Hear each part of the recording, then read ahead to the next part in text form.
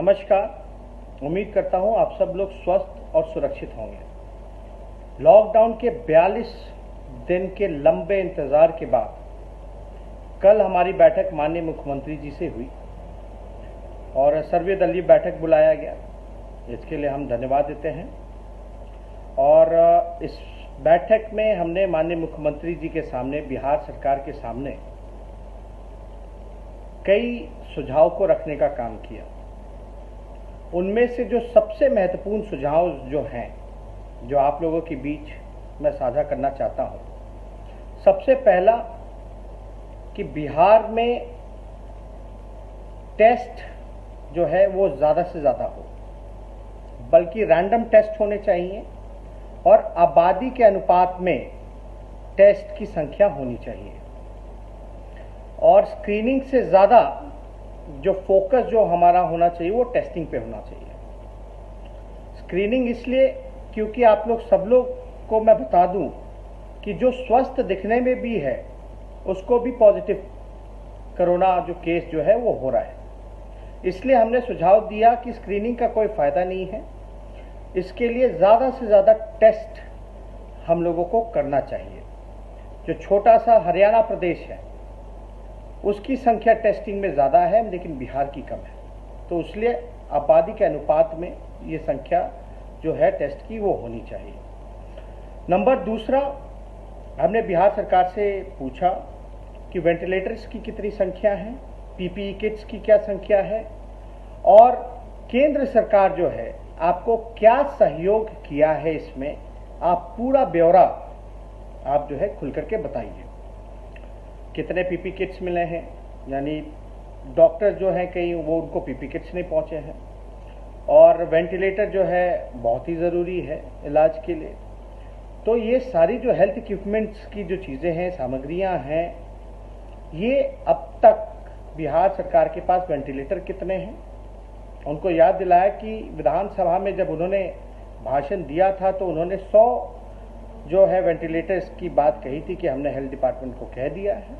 और हमने ये महत्वपूर्ण भी सुझाव दिया कि दूसरे राज्य जो हैं वेंटिलेटर जो हैं या और चीज़ें जो हैं हेल्थ से रिलेटेड वो डायरेक्ट खरीदनी है तो बिहार सरकार भी खरीदे, जैसे छत्तीसगढ़ हो या केरल सरकार हो, ये डायरेक्ट ले।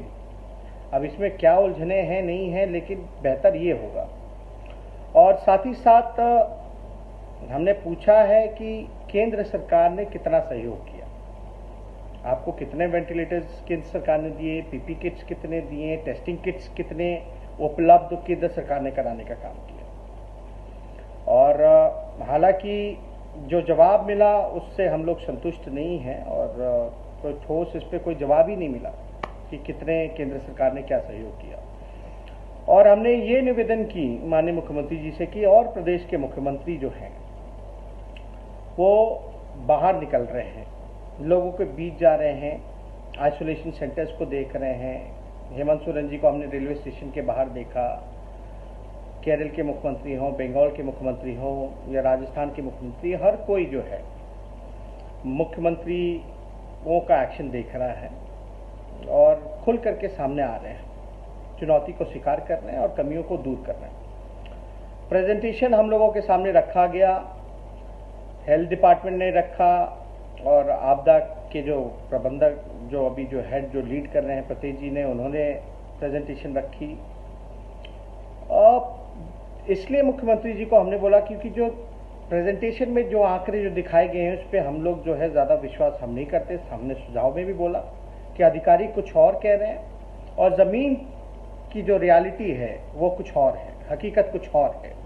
इसलिए आप बाहर निकलिए, आप जो बैठक करते रहे हैं और जो फैसला जो भी लिया कि वो इम्प्लीमेंट हो भी रहा है कि नहीं हो रहा, या अधिकारी जो है आपके आंखों में धूल झोंकने का काम कर रहे हैं, गलत आंकड़ा दे रहे हैं। क्योंकि हमने कई बार ऐसा वीडियो देखने का काम किया है जिससे हम लोगों को शर्मिंदा होना पड़ा है और काफ़ी पीड़ा भी हुई है। ऐसे दर्दनाक वीडियोस भी हम लोगों ने देखा है और जिस तरीके से व्यवस्था होनी चाहिए थी वो व्यवस्था नहीं हो पाई है।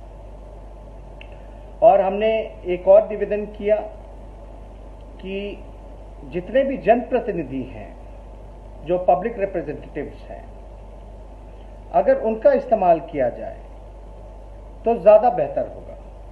इससे चेक एंड बैलेंस रहेगा। इससे अधिकारी कुछ और कहते हैं, लेकिन ग्राउंड की जो हकीकत है वो जनप्रतिनिधि ज़्यादा जानता है। विधायक उनकी जवाबदेही है और नैतिक जिम्मेदारी भी हम लोगों की बनती है, जितने भी पब्लिक रिप्रेजेंटेटिव हैं, कि लोगों के इस दुख में उनका सहयोग करें और ज़्यादा से ज़्यादा उनको मदद पहुंचाई जाए। क्योंकि अधिकारी जो है पूरी बात बताते हैं, नहीं बताते हैं, ग्राउंड रियलिटी क्या है। इसलिए जितने भी जनप्रतिनिधि हैं, खासतौर पे जो विधायक हैं, सांसद हैं, उनका भी इस्तेमाल किया जाए, देखभाल में लगाया जाए। और एक बहुत ही महत्वपूर्ण विषय जो हमने फेसबुक लाइव करके भी हमने आप लोगों से साझा किया था, एक MHA का एक नया गाइडलाइन आया है 3 मई का जो लेटर है, जिसमें भल्ला जी के ऑर्डर से निकला है कि जो बिहार के मजदूर हैं, जो घर जाना चाहते हैं, जो काम के सिलसिले से बाहर गए थे, मजदूरी करने गए थे, उनको वापस नहीं लाना है। तो हमने माननीय मुख्यमंत्री जी से कहा कि ये तो अन्याय है। जो बिहार के लोग, बिहार के मजदूर जो घर आना चाहते हैं, ये एक ऐसा गाइडलाइन है, इसमें जो है तुरंत किसी भी प्रकार से इस गाइडलाइन को जो है बदलवाया जाए। और आपकी तो बात सुशील मोदी जी कहते हैं कि भाई आपकी बात केंद्र मानता है, क्योंकि हमने देखा था कि पहले भी सुशील मोदी जी ने कहा था कि जब गाइडलाइन की, जब नियमों का हवाला दिया जा रहा था तो गाइडलाइन के बारे में बताया गया कि मुख्यमंत्री जी के कहने के बाद, सुझाव देने के बाद केंद्र ने माना है। तो उम्मीद करते हैं इसी प्रकार से कि ये गाइडलाइन में भी तब्दीली होगी और जो भी कन्याकुमारी से, कश्मीर से कन्याकुमारी जो भी हमारे भाई फंसे हैं, उनके लिए घर वापस आने के लिए, मजदूर जो गरीब हैं, एक राहत का काम जो है, उनके लिए राहत मिलेगी और उनको छूट मिलेगी। तो इसलिए हमने ये गाइडलाइन का भी हवाला दिया। साथ ही साथ हमने जो मजदूर भाई हैं, खासतौर पे जो किराया उनसे वसूला जा रहा है, इसमें भी हमने सुझाव दिया है कि राज्य सरकार जो है अपने तरीके पूरा जो खर्चा जो है, राज्य सरकार जो पूरा खर्चा जो है एडवांस में ही रेलवे को बुकिंग कर दे।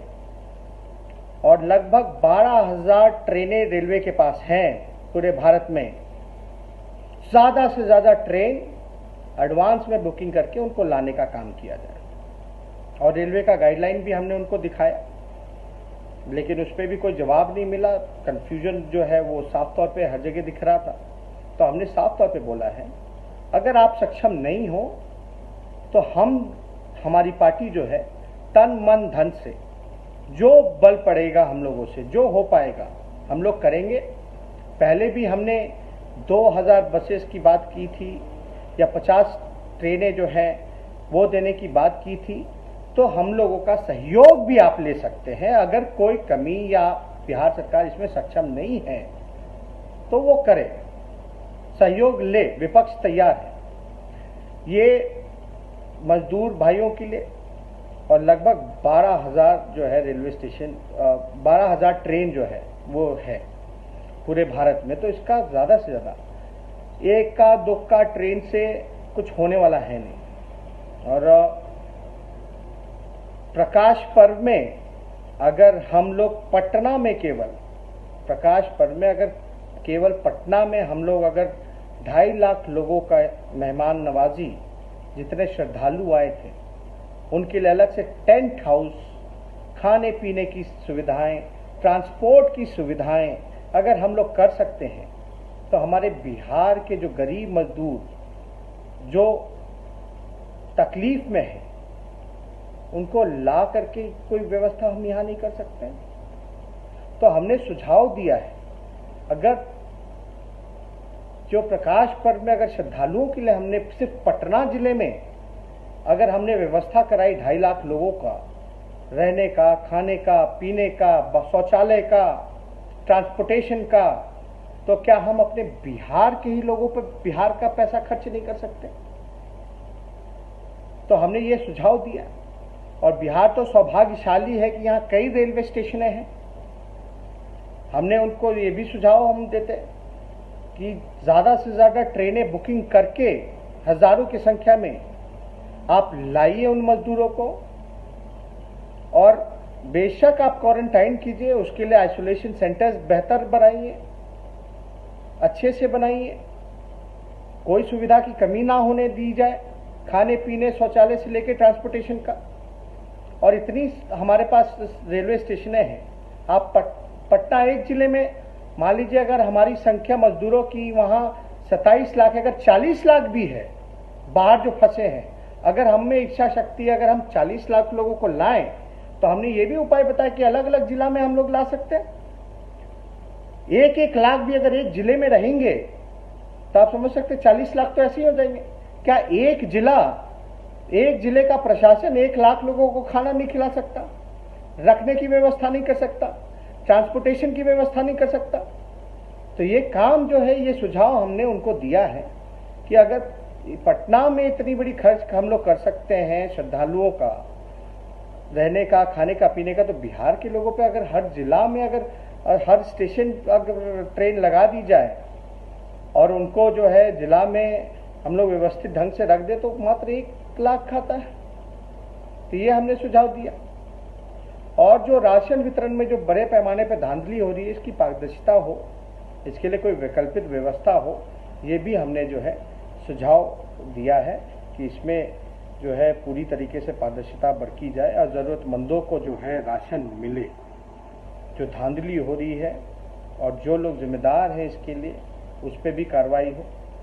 और साथ ही साथ एक बहुत ही महत्वपूर्ण, कोरोना के बाद जो आर्थिक स्थिति जो हमारे बिहार की होगी, जीडीपी, इकोनॉमी, उसके लिए एक बैकअप प्लान भी, साथ ही साथ लॉन्ग टर्म प्लान भी हम लोग बनाएं, ताकि कोरोना के बाद जो है हम लोगों को जो मार जो पड़ेगा, इकोनॉमी की जो मार पड़ेगी और जो व्यवस्था जो बिखर सा गया है, उसको सुधारने के लिए भी एक विचार किया जाए साथ ही साथ, ताकि हम उससे कैसे निपटेंगे।